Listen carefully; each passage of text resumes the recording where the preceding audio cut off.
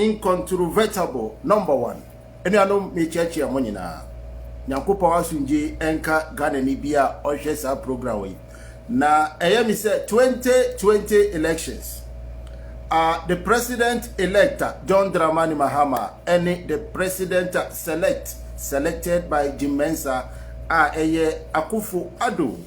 Eni anom endora yehu say Akufo-Addo any MPP for share white na Nyankopon adoma NDC for nyina on the 7th yenso yebe share white na yakoswe ye president John Dramani Mahama ewo Independence Square to become the president of Ghana. Na Nana Addo Akufo-Addo na ononso yaswe no in ewo Parliament House na waye Speaker of Parliament. Yenyina yenim Ghana president ni bia obewini election no yeswe no in ewo Independence Square.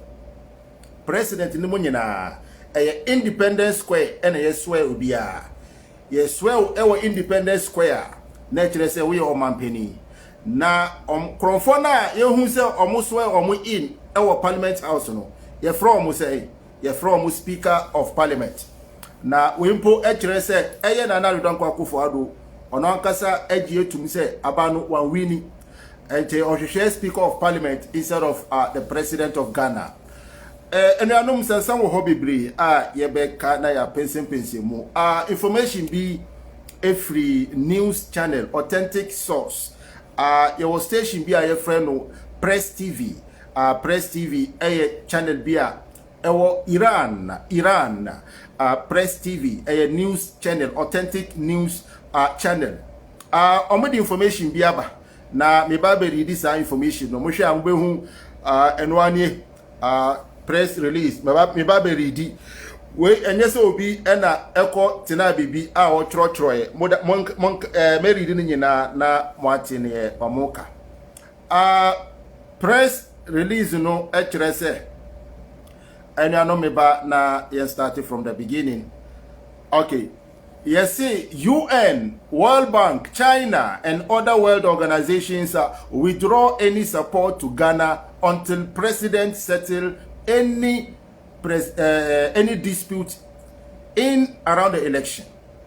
We say, baby, Ghana, Yamampeni, Nana Addo Akufo-Addo, any Ufuriata, Yakobo Busia, Yedi. Elbow chrono edisi omu fie echichema omu ebusia fono World Bank any UN yenyina yenim UN omu information bi aba bonten say Ghana ban na Nana Akufo-Addo aban say any support bi omu de be ma Ghana ban na Nana Akufo-Addo aban no omu apose anase omu suspended until say election dispute na Jim Mensa opese obobo krono ediama Nana Addo Akufo-Addo no until say yebenwu say John Dramani Mahama ebepia bonten ababeka say abato no ma di say medi nkugu na satam ne de World Bank no any UN China any world other world organizations no satam no na omodi supporter ebema Ghana utiesa udidi eko enima. It went further to explain Mary Di Kakra na monyina mate information na efiro honomo eba umamimpo yes according to respect my vote movement your movement be efro omo respect my vote movement. President Akufo-Addo shouldn't be recognized as the president-elect of Ghana. Muti the above mentioned group China, UN, and Nkeka sa group where I from respect my vote movement and omo etro sa petition we and say sa kreta we edikoma World Bank any UN and Nkeka omo so omeji etum say sa dia sansam ewum election 2020 no yebo krono enti enya de bia ombeboa Nana Addo Akufo-Addo aban kopim se gidigidi ene twuma mentwe John Dramani Mahama any president anasa Akufo-Addo no sa ne mane nyina no say Ghana your man penny na Donka Akufo-Addo o make sure say sa problem no ya solve ama ntiase abem bebi a yebo krono no yen correct na yema emre no nya adwuma se na be ya at last ne be hu se John Dramani Mahama se no kre no be de di nko ade a na ebe hu no kre se John Dramani Mahama ono any president a Ghana for nyina avotu no se omeye Ghana omampani na Jean Mensa any MPP government obia omankasa endra omukodi asa say Thanksgiving no baumia osa nyina ontimi nsere Akufo-Addo osa na we mu na nani ontimi nsere even the people around they cannot celebrate because victory bi wo ho uya ontimi njiweni because you did not pass through the lay down process na SSA obi winning election free and fair Satam no ena wujuweni a wankasa wutimi hu say no kre medi nkonim na SSA mediasa na endra party no ayefe no omo say Thanksgiving o hwe omo body language ene say na omo gina ho dance by force obi gina ho osa odi asanso nenim nyina anyonyonyo wutimi hu say omankasa omo nyim say verdict no omo ewia every Ghana for nchen e de ama Akufo-Addo enti say one win election and I say victory no 419 ya ye bo nwuma dempo a untimi nsa enti mohwe endora MPP for party no say we are very smarter utimi detect omo movement any esa omo sa no utimi hu say by force dancing any celebration any je bi enim na the World Bank any this information way by new World Bank ko backed by UN enenkeka ho yebabo respect my vote movement for no yebabo omo abaso pa omaye edwuma kama kwaya omo fa so a omo ma world powers we nyina enya nti yese na Adodonko Akufo-Addo aban ewia air force with the help of electoral commission ordino ebe share honomo with the intent to steal the election for Adodonko Akufo-Addo enti yebeda sa ekuo respect my vote movement yebeda omasipa na yesi according to respect my vote movement President Akufo-Addo shouldn't be recognized as the president-elect of Ghana. The above mentioned group has then petitioned President Akufo-Addo to 20 most powerful institutions and countries across the world. However, Respect My Vote movement has indicated that the electoral chair and her team performed poorly in the 2020 general elections and rigged the results infamous of President Akufo-Addo, which is against the will of the people. The movement also held that the government used the security agencies to intimidate some of the electorate. All the polling stations and their homes from exercising their constitutional right. The election recorded many elections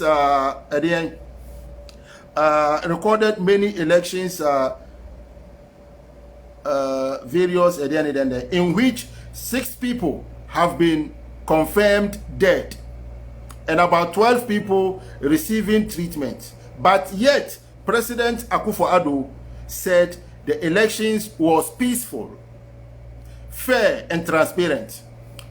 We asam kesiye pa.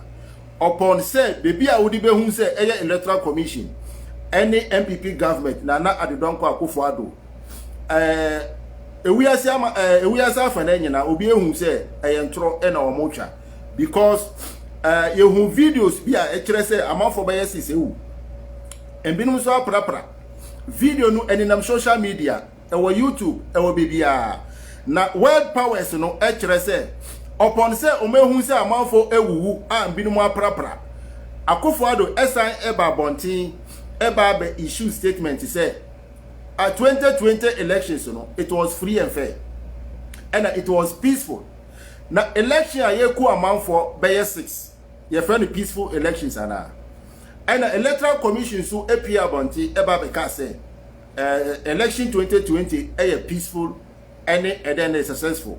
when you know world powers no omehu nukra edem pefe say Nana Dankwa Akufo-Addo any electoral commission no, they are misleading the world because the video no lie. World powers no ehu video ni nyina a ekire say enye nokore say just ended 2020 elections no enye free and fair and so enye peaceful. We evidence I ekire say Nana Akufo-Addo aban any MPP aban any EC no omon ka nokore. We evidence number 1. Yet also almost say edoso. No infampo. Respect my vote movement has then sent a petition to the European Union, China, USA, IMF, Germany, UK, Canada, Russia, World Bank, UN not to recognize President Akufo-Addo as the president-elect of Ghana and also withdraw any support to Ghana until President Akufo-Addo resolves every misunderstanding and dispute around 2020 general election. Ante se mutie sa krata we nyina na kire se eye ekrom akase a mebubo omudin eye world powers omunyina egie tum se eye Nana Dankwa Akufo-Addo aban eye the just ended election no enye free and fair because videos ewo honomo to prove the evidence say the just ended 2020 elections wasn't free and fair. What I say? So Busia Akufo-Addo any no offers oforiata omukobo Busia e China na your friends omo chiche e ma omo family no ne nyina aloke. What I say? Na and yes sister bako ye mame bako waba be kasa mo ma yenti asama okai. Yes mame no ye friend no Hajia Adiza ata aka Commander emse mame we waye soldier pen oye video bi e de ba bontin moma yentie Hajia Adiza ata aka Commander warning a odi ba bontin moma yenkoti mame we omoye mpenifo a omoka no krepa eyese time na Ghana ye friend say the democracy eye juma omampeni eye jeje Rollins ene keka ho a omoye omampeni e ma Ghana no mame we emse satam no no so oka mpenifo ni bi moma yenkotie asama Hajia Adiza ata aka Commander yenti asama okaye na yento aso. Good afternoon fellow Ghanaians. Mama ho sanun kudayi asam kakra na mebeka etetin eyuma kuma se Ghana ya to aba na obi anim se we na edi aba no na jemensa ube na so a 1 and 2 3 times ni na ye mistake nko usu why a mistake ube correct usu why a mistake kan usu oyoba unye bema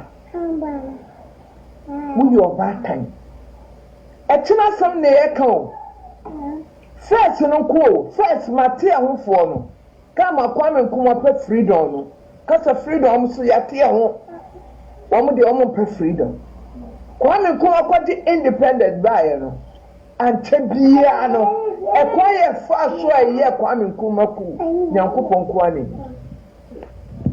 na Kwame Nkrumah odi dwane ko Guinea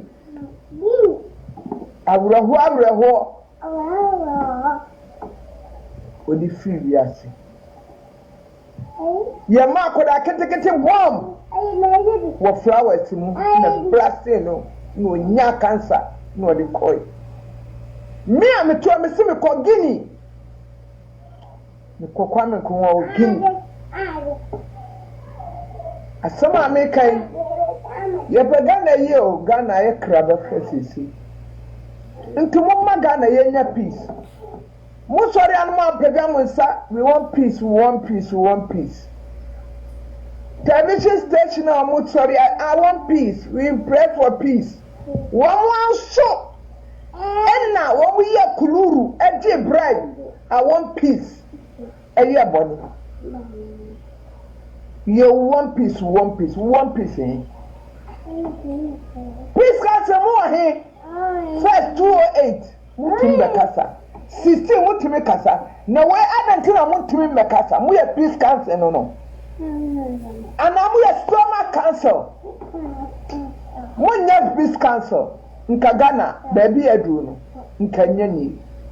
Stomach council, one year peace council. Bimbia we are sube bia na me show. Asase bia where we are. Adia di more than sending Yankupon a kitchen.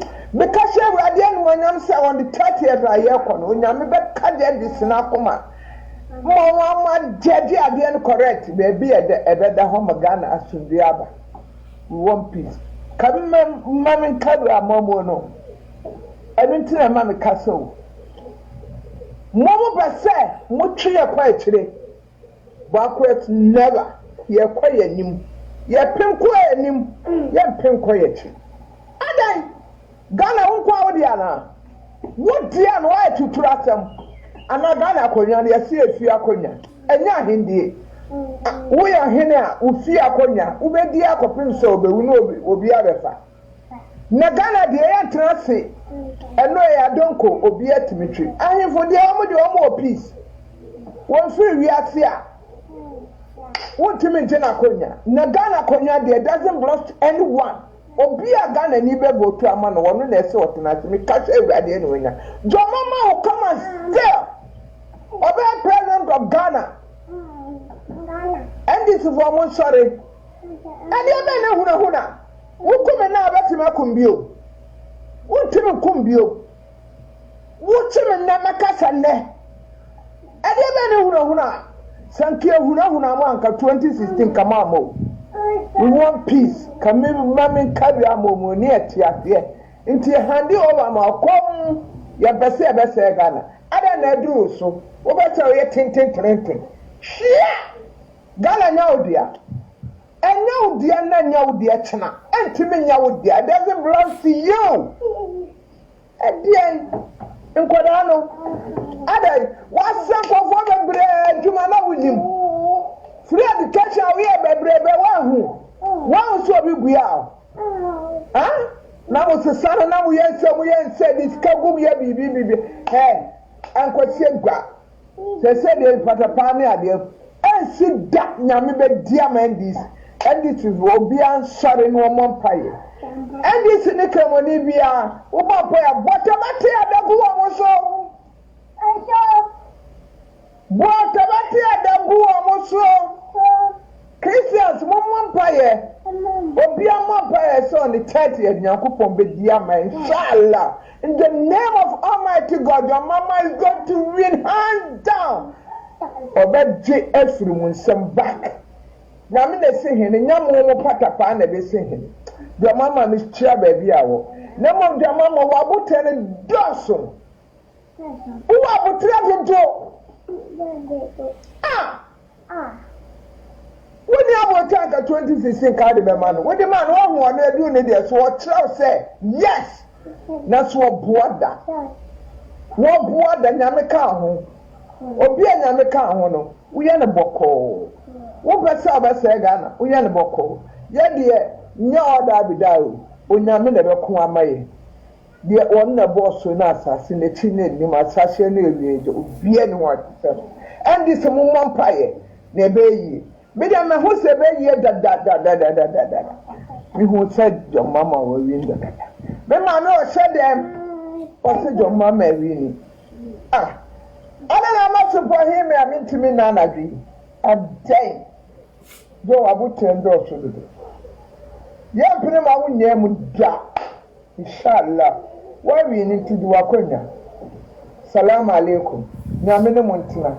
May God be with you. Daddy.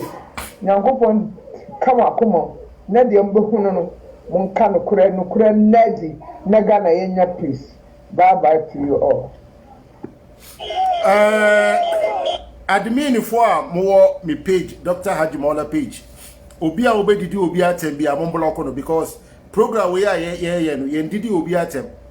Enti se obi a wo so bia e otro comment jimie comment no na ya block no because me betena hanum no me didi obi atem politics ka wo de open ya open me so me pen ya me pe me wi a wo so betimi akoso camera na won so wa ye den wa defend wo de without insult bebre no the only thing they can use to resolve issues insult we nyina jimie ya pa honomo we are in an era of argument based with facts. What I say here factor you can win any argument and you know much asama ajewe ekaye ne kasa no etietia motie okatwi very very humble woman and asama me okaga na mpenifo bebre omoye den mutie ne kasa mu a osi tama Kwame Nkrumah eye no kudi tampo odi Kwame Nkrumah echi eko one Kwame Nkrumah eko kasa ye kama na kire se mame we Ghana eda na koma so yie pa ohun se ni manema bi ekoso ebe say Ghana democracy enya dia obey den obepene so na say eye MPP for say zongo for no so obia eni ebie because andro I post video bi ye zongo brother bi neni ate first no na omo dwen say omo se enam say Dr. Mahmoud Bawumia eye MPP ni zongo for bi no mu bon paye say Dr. Mahmoud Bawumia eba ba presidential candidate na ye nim say sankrofo we it is not going to happen due to tribalism ombeyi sene yeyi Aliu Mahama ekoto nchen no na omode eba no saa na ebeyi Bawumia nso ede ato nchen we die mumpupa bebi a enye den because tribalism edos dodo na zongo for na enkane omodwin se enam se Dr. Mahmoud Bawumia eye vice president no obaba ye flag bearer no omuta MPP chi no afa bebre estati etias say they are making a big mistake. The party SSA Pepe Libya ebe joining party Sami Jemfi ekaye oba yembisa o background yan hwe say we are chimney we are asantini we are fantini and wona na firi hi party yembisa bisa sa questions we NDC na 2020 elections we just ended elections and MPP for minimum sa image no eba bonten Kennedy a Japan on them TV so na oka kire na Donka Akufo-Addo say zongo for 2020 we yan to aba bebre amma no entina na Akufo-Addo say yeswe no ina manem emfa development bia enko zongo na MPP for zongo for omo MPP no mo bebre ya starting discriminating against them omo a na nkane yema omo position no ye ji omo position nyina e de ama Asante for any achim any keka ho enam say yes 2020 pepe for anto aba amfama na Donka Akufo-Addo na we ene ye bisa say enye pepe ni bia na anto aba amfama na Donka Akufo-Addo bebre pepe for bebre organizers omoto aba edima na Donka Akufo-Addo but enam say wa the performance was zongo no are very poor instead of say obeka say measure so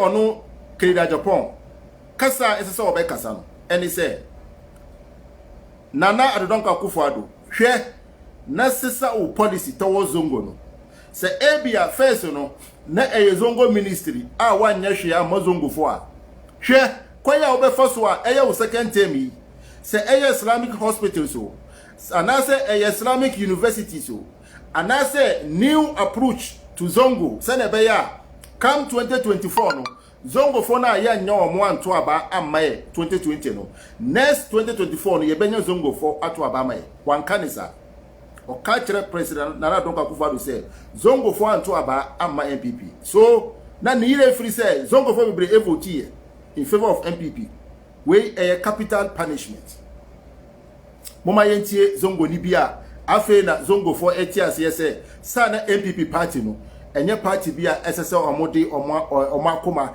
ebe den ebe gino moma yentie ye braba ko onu su epie ye eba be kasa ye kama neni ebie ena ye bompa say zongo for nyina obi anim bie na ye hu nokre no na yenjai party bia eye tribalistic say unye ya if you are not part of achim anase asentini anase from a particular family line you respect you you show say we to say bia aso you do we are na ya hango zongo for your breche bebre sa na ye o zongo 7 ewo Kumasi they were part of the government na Dr. Akufo-Addo omu ene guide Samira Bawumia edi Dr. Mahmoud Bawumiechi echire ye kumni free ye ku omu free 7 amount for 7 kopimi nde ne okunkum omu nyina ye hu obia enti we nyina eka ho sese zongo for yani they are waking up ene ye bompa ye say nyankopo embie omu nyina omu eni moma ye hwe video we na ye ntoa so kama Okay. Okay, I'm not returning.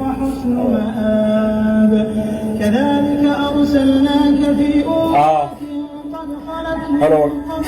When I got for me church will be and I am down quasi our church and next Friday. Yeah, I don't come kind I don't and then I'm going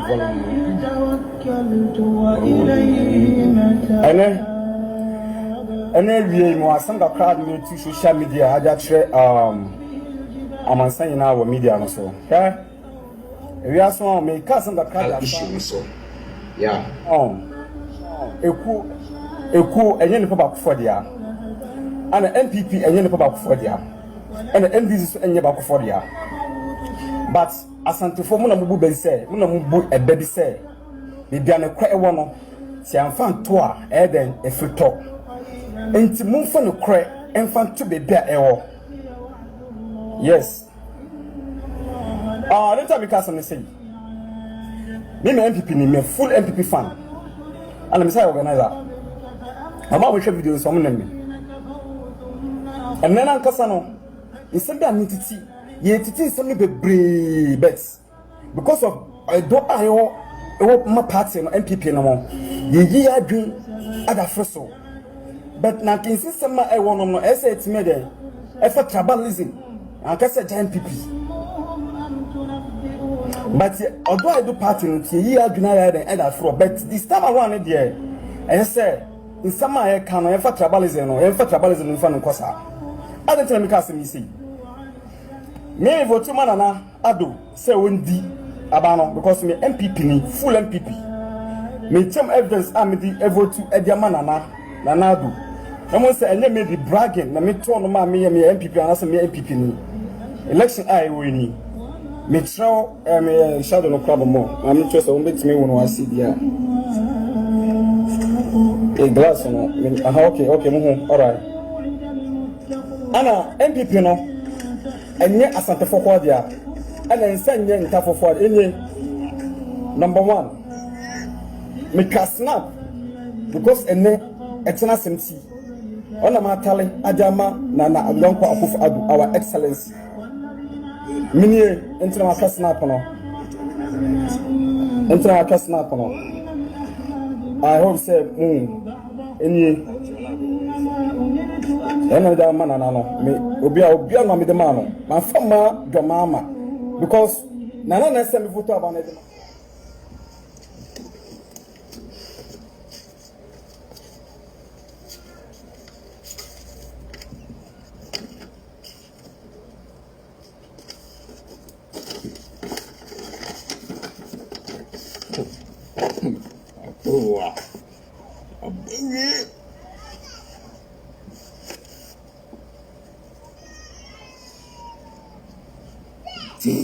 Number 1 was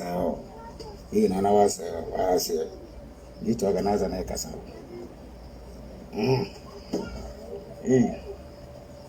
Tanda chona bro enfa.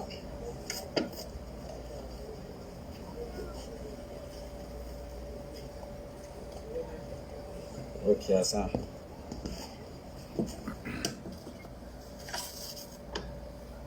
Because my MPP ni fine. I found to form. Now this time around, some MPP for can in tough for no is too much. That thing is getting worse. It's getting worse from out of our mind. So I said to me, cast some effort to social media. Mutimiti na o egu asade ntafo ni ase poto. Mutimiti ntafo atem. Sana minister bi ebae. Se one phone betina wa. Within ntafo na da kikifon. Ma test am asem abon kuma. But MPP don't see SM the meaning say the mountain. But enne me customize asem no so. Me MPP phone na the whole MPP, the whole of MPP. Obian say easy. We are bano no dey amaye. MPP pen phone na nim. Ensu nim. But the prefer for koti kwan bi so. Na nyem police asem no na nyenye no ma na enuanom abrante okasam kasipa. Oso we MPP organizer. And abana year 2020 no omo MPP for ene omo mpanifo nyina MPP mpanifo nyina obi anim say Nana Adodonko Akufo-Addo wan win aban MPP for ankasa enim say John Dramani Mahama and a win election. They know from the horse's own mouth we MPP ni or sounds your organizer and o kanu koreno or see MPP omo nyina ene omo mpanifo nyina Baumia Nana Akufo-Addo wine Canada Japan obia nim say just ended 2020 elections no Nana Adodonko Akufo-Addo wan win election no anyame na make MPP ni eneka oso omo nyina win because they are in a groups and omo nyina confirm say omo win aba no what they say anyame na make so moma yentie ni yepa na yenkonchire nti aha no all confirm say MPP for even mpenifo no kura nim say the election no they did not win the election anyame na make MPP ni eneka osanso ye organizer Jabanu fama na nadu because a person na nadu what to na dime dey so ye na campaign MPP ampe na Kevin to aban fama na mfem kokromuti yan ko to aban fama na me to amekasa me taf me teni total teni me teni papa but in summer every free sebi you no ma santephone enye Muda dena de tribalism say na me cast and me come on ma ada so from me my MPP me cast me no me wan me di vote man na me cast because me don't know na me di vote that man munum senti na ya sebi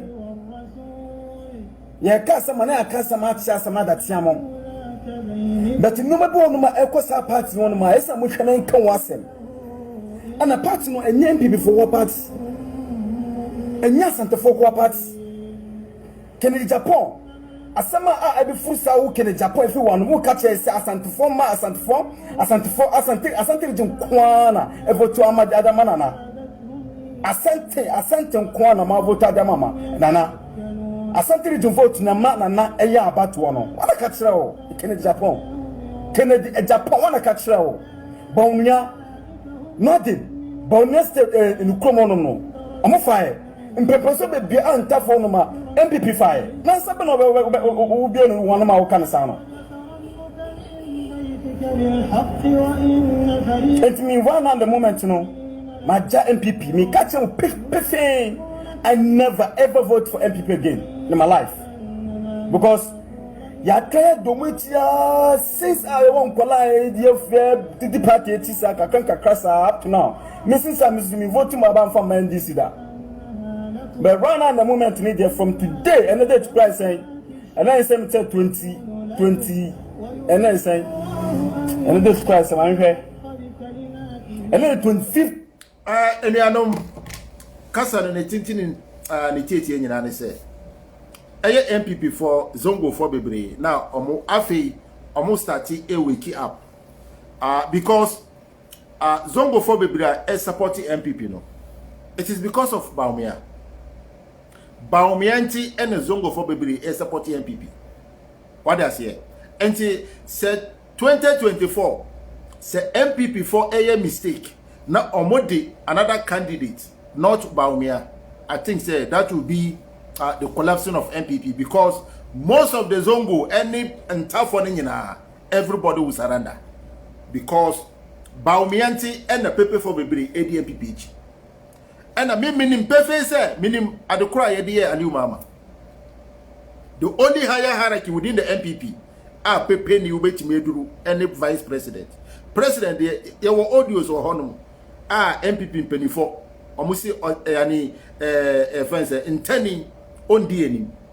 So afei ena boys no they are realizing say sana ye kuya ho ema MPP party no omo hwe say ye ntafo ena yempo no say yanto aba ama na do kwakufo adoa ense say audit development ebeko zongo netre say omunya Ghanaians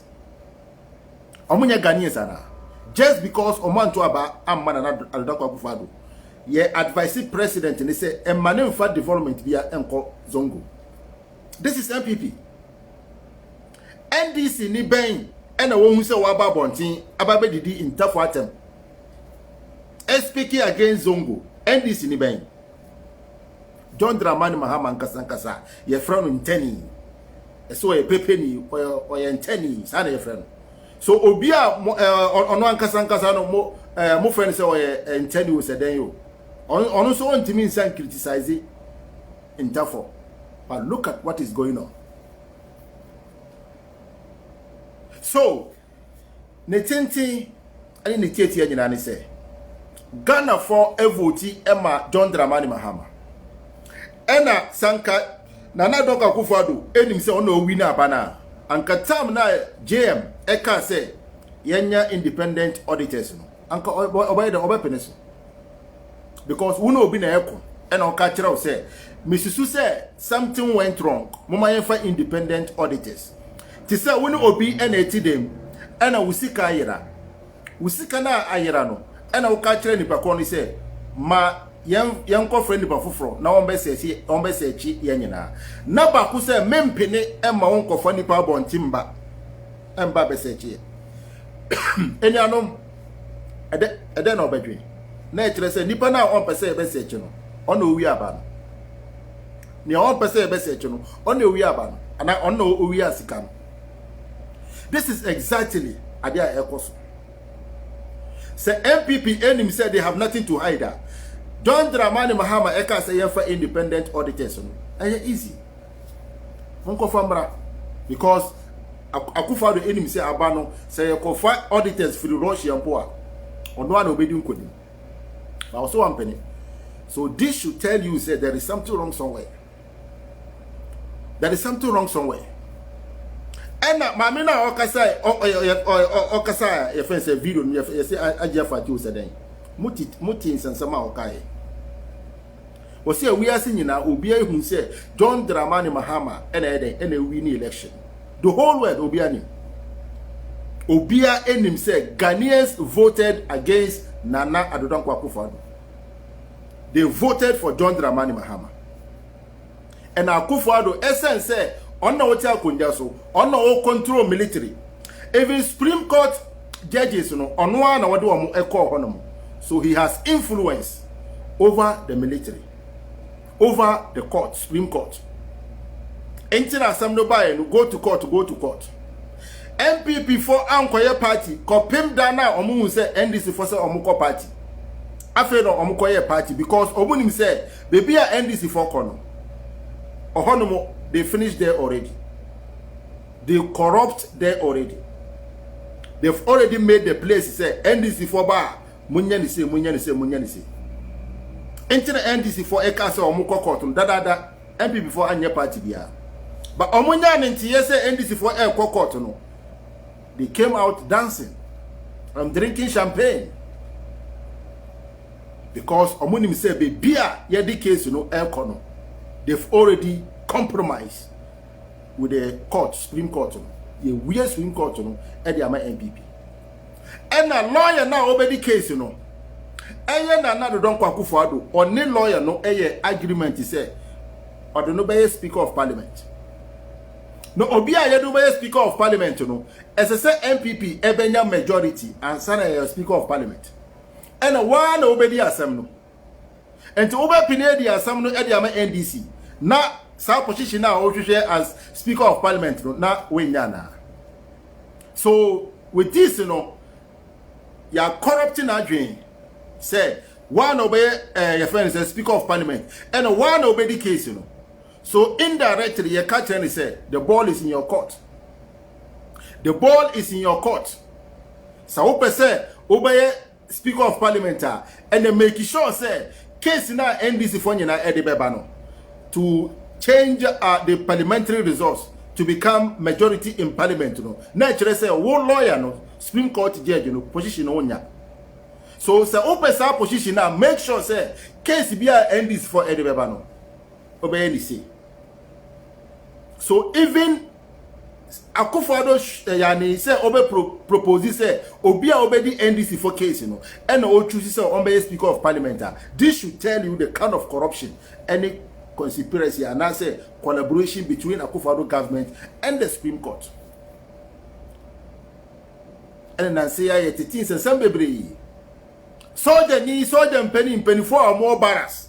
MPP for Edwin said they are NDC, you know. Oh, na ya ma okrata, ya do ko agbogboloshi. Ya do ko Gbongbalaga, ya do ko Nyankpanduri.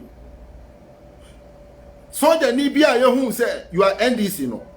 Na yes switch on. Just because Akufo-Addo and Kasa will throw say Parliament House on no. So anya hwe ya bibi besi wo hono. So SSA on Kronfo na osuro omunyina no. Yen switch on. This should go to Tamale, no way ako Nyankpanduri, no way ako Yendi. Senebeya omudu omwankasa omunipa omunim say they are loyal to MPP, no. Then they replace them in Accra. This is the plan. And unkwa lawyers, judges na be a NDC for a contest for parliamentary results. Ede na koso. Lawyers are omo hormone na switch omo. Because Sini West di case, you know. MPP for ehun say NDC for our good lawyers. Say ye can lawyers kukudama Akufo-Addo anya lawyer. You see London NOB printing certificate e woni dem demand. Na NDC for our lawyers kukudampa. And na omoko Sini West ye hu ye see. NDC for edin kunim. So the Akufo-Addo government is ro say be a NDC for Ebeko court against a parliamentary seat bia. And I'm saying more good lawyers, they will win the case. This is why eye ohono nyina bebia omo contest nyina na switch lawyers no. Enya no nko a eye military camp soldiers for switch omo. And say if you've really won the election, say no kure say Ghana for NH aba emawa. Adentina wusuro. Why are you panicking? Why are you changing people? Why are you taking A to B and B to C? Edena usuro. Obia Ghana for to abama no usuro bia o. O choose position a opa even say we are the enemy po atenan crime because when him say Ghana for na vote man no. And election no so free and fair it won usuro bia. Because time John Dramani Mahama e winning ye no. Ye hu say switch lawyers e ko bia. Nana Adodankwa Akufo-Addo anka monhwe adokura Nana Adodankwa ekoye Volta region. Volta region eye krom kitikiti we Volta enso bia Nana Adodankwa Akufo-Addo just to distort, to separate people and divide people just to win election from the Volta region. Volta kitikiti we yako divided scatter omo into pieces just because Akufo-Addo wants to win a seat in Volta region.